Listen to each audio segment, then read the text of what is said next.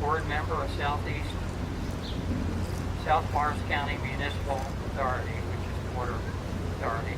He holds a bachelor's degree from the U.S. Naval Academy in '64, a master's degree in computer science from Georgia Tech in 1970, and finished off with a PhD from Rutgers University in 2002 in information and communication science. He entered the U.S. Marine Corps as a second lieutenant. In March of 1965, 2 battalions of Marines landed in Vietnam, one in Da Nang and one in Chulai. Dr. Chumer was with the Marine unit that landed in Da Nang. He served as platoon commander of an engineering platoon attached to an infantry company, actively engaged in search and destroy missions. He received a Purple Heart Medal for wounds during combat. As a New Jersey Institute of Technology research professor, he developed the Emergency Management and Business Continuity Master's Degree Program. His research focused upon how military command and control can be used as a model during the government's response to disasters and catastrophic events. The full biography is on the program. If you have not gotten it, you can pick it up at the end. I'll just finish by saying he's described in the National Aviation and Space Exploration Wall of Honor. Dr. Chumer resides in White House Station. It's my privilege to present this Marine. Dr. Chumer.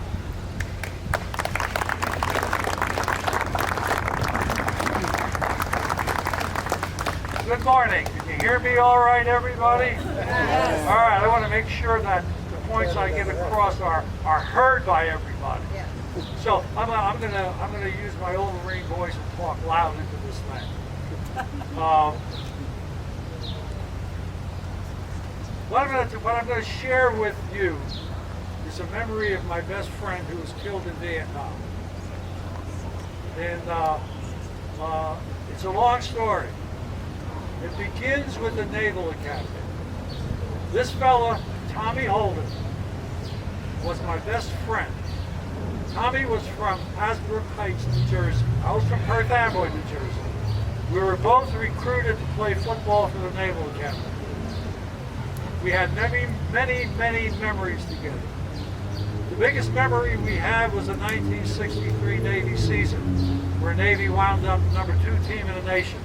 We played against Texas in the Cotton Bowl. Our quarterback was a fellow by the name of Roger Staubach.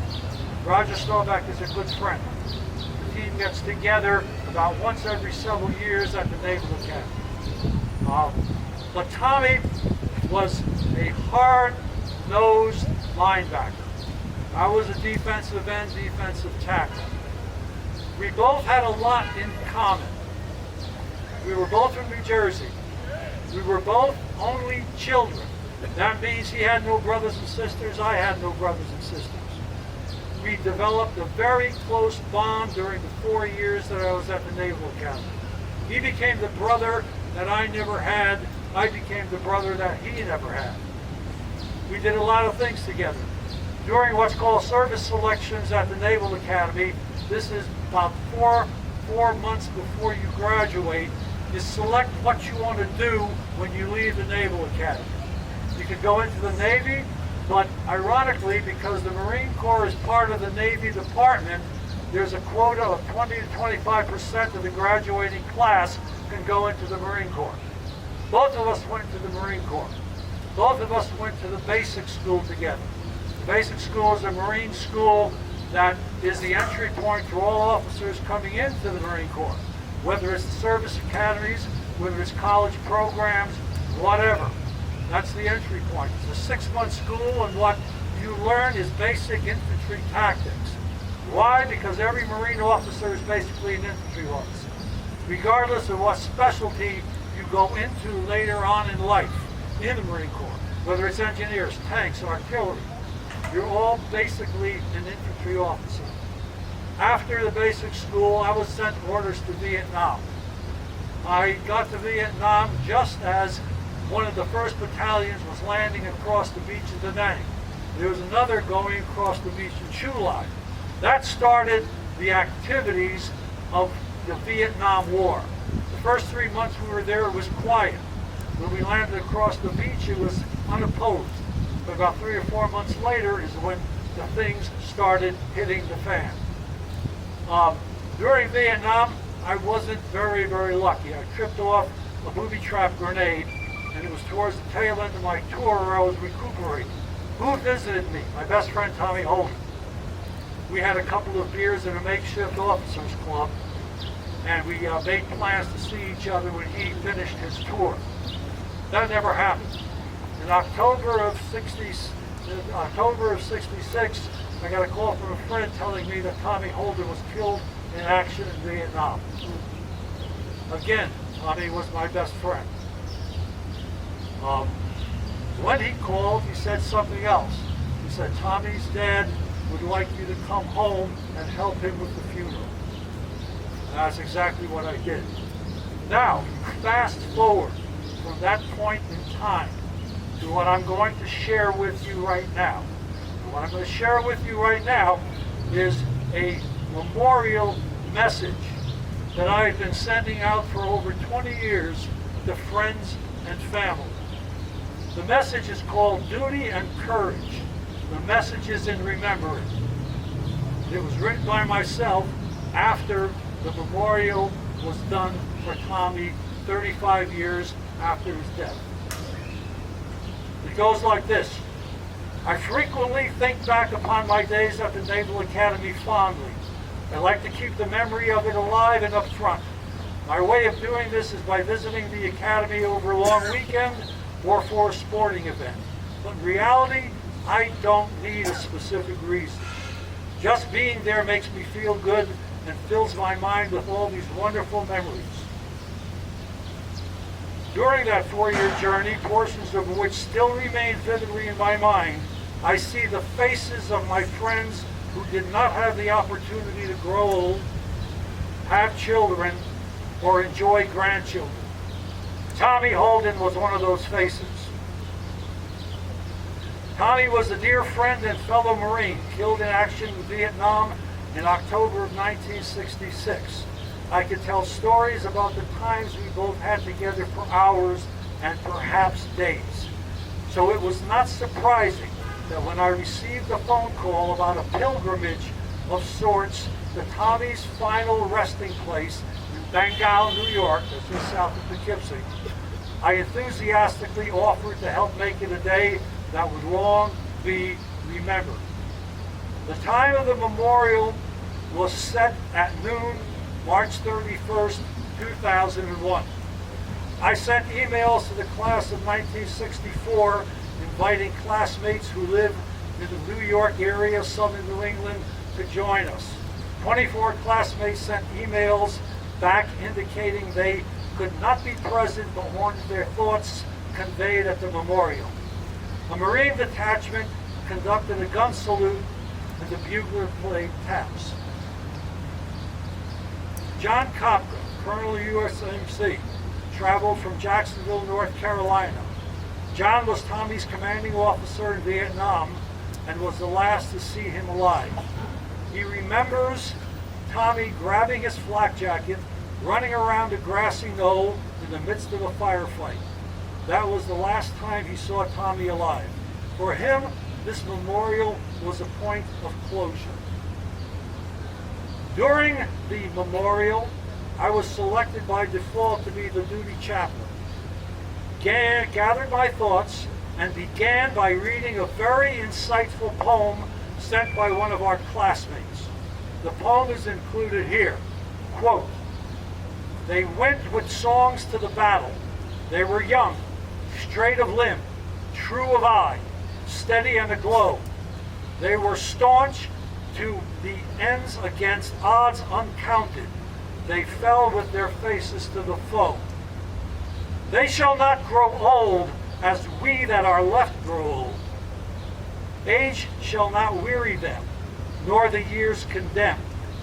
At the going down of the sun and in the morning, we will remember them." The memorial continued with classmates, Marines, friends, and family telling of their memories of Tommy. As the stories were being told, they touched the entire spectrum of human emotion, from sadness to joy, coupled with tears and laughter. With the telling and retelling of the stories, a clear and concise message began to surface.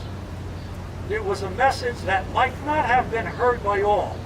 It was clearly heard by my academy roommate, who in turn caused me to reflect in a way where I began to understand the profound meaning behind the message. I felt it must be communicated to midshipmen and shipmates alike. It is a message of duty and courage. Each of us will question, and perhaps have already questioned, what the academy experience and military service is all about. That questioning is from time to time quite normal. However, the answer might not be that clear. Yet in Tommy's memory, we are all reminded about what it is all about. It is about duty, courage, and honor in the service of others. William Shakespeare is perhaps the most quoted of all English writers. In Julius Caesar, we find a passage most relevant to the central themes underlying Tommy's memory. A commitment to duty and courage, not cowardice, in the face of adversity. Caesar responded to his wife Calpurnia when she cautioned him about going to the Senate on the Ides of March as follows: "Cowards die many times before their death. The valiant never taste of death but once. Of all the wonders that I yet have heard, it seems to me most strange that men should fear, seeing that death a necessary end will come when it will come." We find in some of the recollections of his classmates a wariness, a sort of fear, a mental warning about being sent to Vietnam, not unlike the warning to Caesar from his wife. It was as if Tommy Holden had a premonition of the outcome of his being sent to Vietnam, yet he went. It was his duty. The self-fulfilling prophecy did indeed occur with his death in combat in October of 1966. Julius Caesar spoke of cowardice, contrasting it to the courage to do his duty. Go to the Senate on that fearful day. The Naval Academy instills a sense of courage which stands in direct contrast to the concept of cowardice. It is a courage that flows from a commitment to duty, something not taught in traditional colleges and universities, but certainly forms the critical essence of service academies. The Marine Corps, Semper Fidelis, always faithful, encapsulates this concept. The underlying theme to Semper Fidelis is there is a commitment greater than that to one's self. A commitment to the service of others becomes the serviceman's duty, during which the self becomes secondary. It requires a deep sense of courage to do one's duty. In Tommy's case, the courage to meet and overcome physical or mental adversities is most remembered, whether on the football field, in everyday life, or combat in Vietnam. As the stories of what was remembered about Tommy were told, his courage and toughness formed a mantra that flowed through each story. Tommy was not a choir boy. None of us were. However, we had a sense of ethics, joined at the hip with our sense of duty, coupled with the courage to act accordingly. So important a lesson. We may not like or fully comprehend what we are doing or what we are being asked to do, but we do it nonetheless. Our sense of duty transcends these uncertainties. Our courage flies in the face of cowardice, ensuring that we will experience death only once in a lifetime and not die in bits and pieces when we fail to act because we lack the courage to do so. I would like to close by including the words of my roommate, who in a reflexive mood communicated the meaning of the memorial and Tommy's memory for the Marine Detachment performing honors for him. And really, the meaning extends to all of us. and his thoughts are this. I'm sharing these thoughts with you, but this message is really for 8 young Marines. On an overcast, damp March day, were gathered on a little hill containing a grave of someone they never knew. I am sure they probably would have preferred to be someplace else, but they weren't. They were all there, attired in their dress blues, all spit and polished, standing smartly, doing what they had been trained to do, doing their duty. While those of us there by choice, relatives and friends, comrades in arms, reminisced, relating long ago stories of our times with Tommy, I fleetingly thought of those young Marines and what story was there for them. The last time I remember being with Tommy, he said, if I get orders to Vietnam, I'm heading for the hills of West Virginia, where no one will ever find me. I knew deep down he was joking. He never ran from a fight. That wasn't his style. So when it came time for him to be where he didn't want to be, to stand up, be counted, to do what he had been trained to do his duty, he was there standing tall. That's what those 8 young Marines should have heard. Whatever your memories of Thomas J. Holden may be, one enduring fact is that he died a hero doing what he thought was right. He brought honor to all of us.